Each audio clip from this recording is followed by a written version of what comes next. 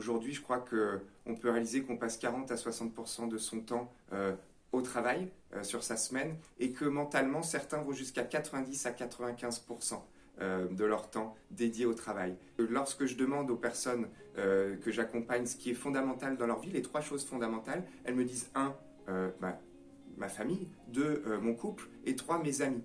Et du coup, et le travail ne vient que très loin derrière. Le constat que je fais dans mes coachings individuels et collectifs, c'est que les personnes ont beaucoup de mal à scinder vie professionnelle et vie personnelle, et que la vie professionnelle prend beaucoup de place, y compris sur leurs soirs et leurs week-ends, et que c'est source de stress dans leur travail, mais aussi dans leur famille.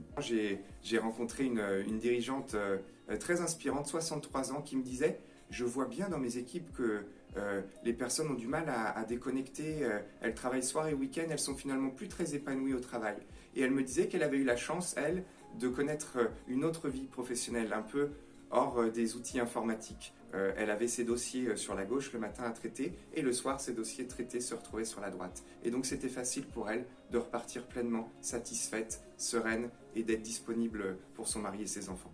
Nous pouvons prendre conscience que nous fonctionnons en mode automatique, que nous fonctionnons avec nos outils professionnels soir et week-end et pour certains vacances compris.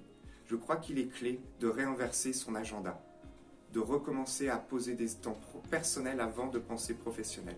Je vous invite à nous rejoindre à un atelier que nous organisons à la Maison Familia de Lyon. L'idée, ça sera de vous interroger sur votre propre équilibre, vie professionnelle et vie personnelle, de poser des rituels qui nous permettent tout simplement de reprioriser et d'être plus efficients dans nos journées de travail et de pouvoir déconnecter le soir. Et puis de reprendre un bon usage des outils informatiques pour peut-être revivre ce que disait cette dirigeante de 63 ans, d'avoir la joie d'avoir les dossiers à traiter le matin sur la gauche, d'avoir la joie d'avoir les dossiers traités le soir sur la droite, et puis de pouvoir partir ainsi pleinement serein et disponible pour son couple et sa famille en rentrant à la maison.